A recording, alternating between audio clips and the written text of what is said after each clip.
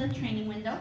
This is the double steel mesh caught protected contact, so our keeper will be asking Calliope to do different behaviors. For everything that Calliope does correctly, she gets rewarded. So as Christy moves her around, look at how she's working with her, asking for the behavior using a target stick. Calliope responds, Christy whistles. That whistle is called a bridge. So every time that Calliope hears that whistle, what she's getting from it is you've done the correct behavior, you're going to get rewarded for that behavior. So Christy is handing her the meat with tongs, and this is a safety measure.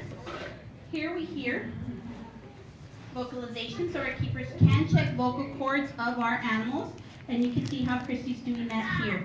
She's also checking movement levels, so everything that's happening, Christy's making sure that she can do those movements, that she can, whether it be raising up her leg, standing up tall.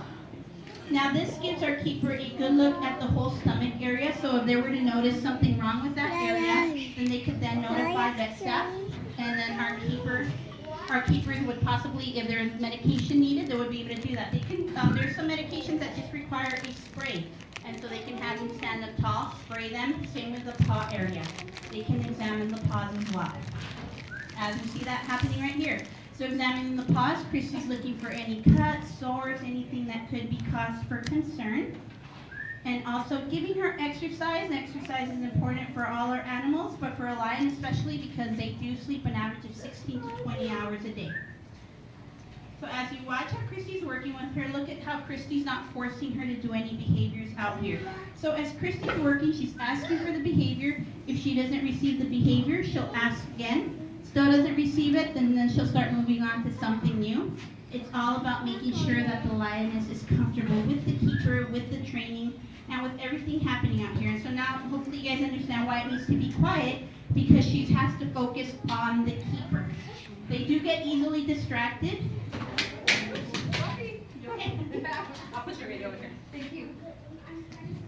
So as we continue to watch the training session, just look at the bond between keeper and the animal. And this is actually what is important about the training too. They do have to bond, they do have to know each other and respect each other. If Calliope didn't respect Christy, then Calliope would not be doing anything out here for her.